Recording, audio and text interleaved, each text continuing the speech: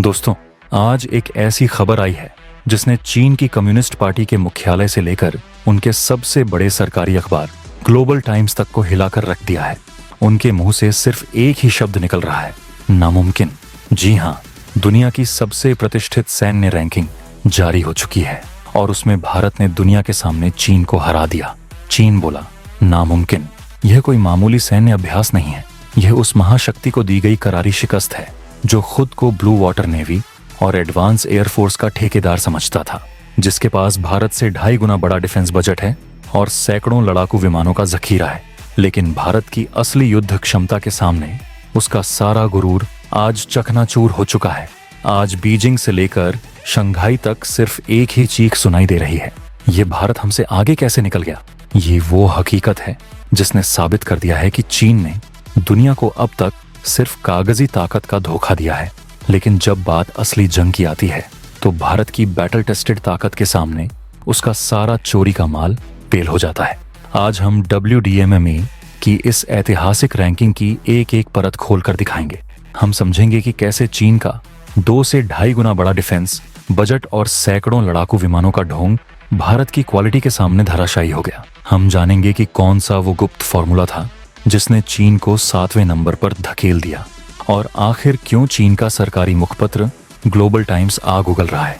यह सिर्फ एक रैंकिंग नहीं है, ये दुनिया के सबसे बड़े मंच पर चीन की खुली बेइज्जती है। तो अगर आपको भारतीय वायुसेना के इस अविश्वसनीय प्रदर्शन पर गर्व महसूस हुआ हो तो इस वीडियो को लाइक अवश्य करें और कमेंट बॉक्स में जय हिंद लिखना न भूलें।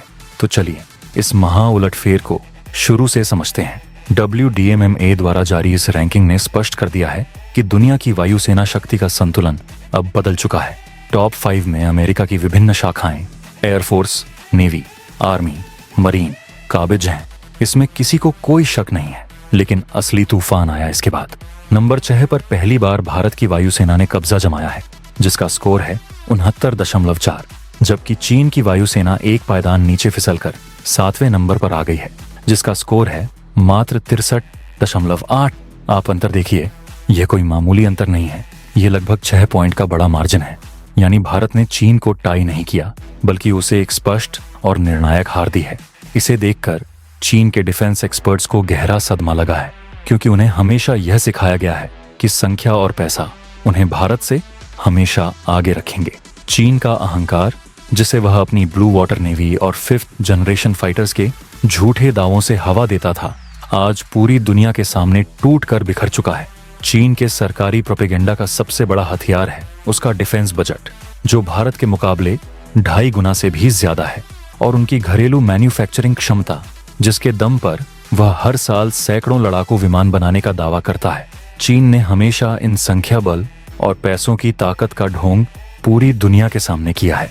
वह हर फोरम पर दावा करता है कि उसकी सेना सबसे एडवांस्ड है और उसकी वायुसेना सबसे बड़ी है, लेकिन जब भारत ने उसे रैंकिंग में पछाड़ा तो उसका प्रोपेगेंडा मशीनरी फेल हो गया।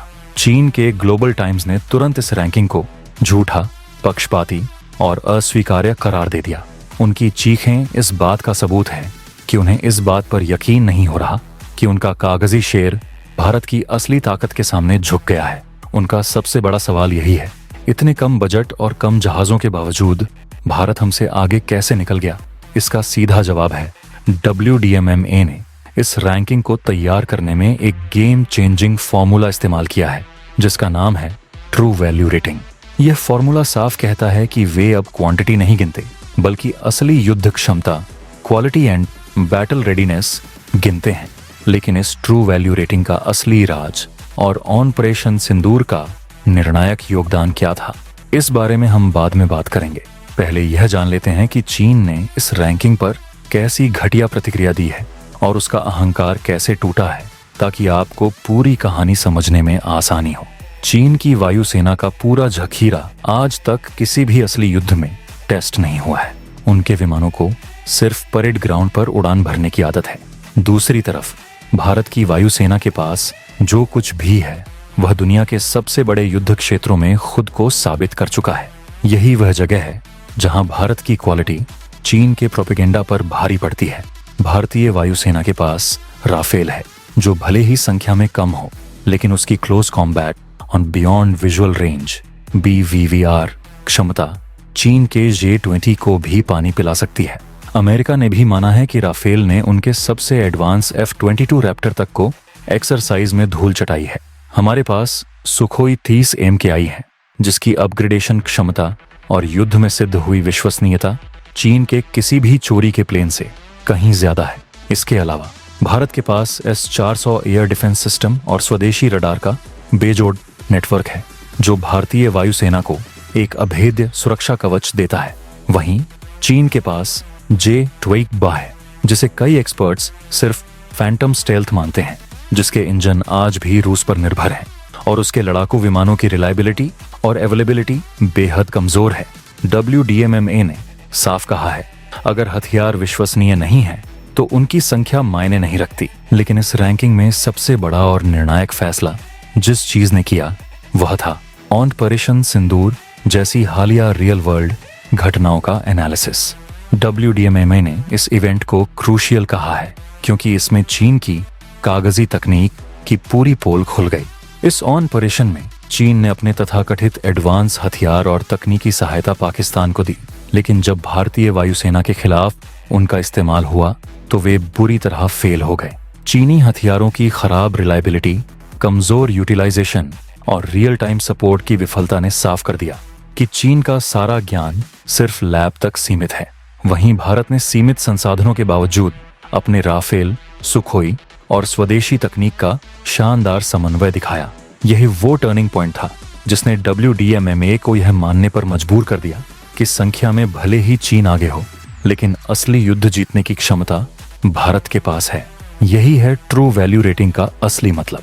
ये रैंकिंग चीन के गाल पर वो करारा तमाचा है जिसने उसके ब्लू वाटर और महाशक्ति बनने के सारे दावों को ध्वस्त कर दिया है। और हाँ, जो पाकिस्तान खुद को दुनिया की सबसे शक्तिशाली वायुसेना कहता है, उसकी रैंकिंग इस लिस्ट में शर्मनाक रूप से 18वीं आई है। वह सऊदी अरब, दक्षिण कोरिया जैसे छोटे देशों से भी मीलों पीछे है।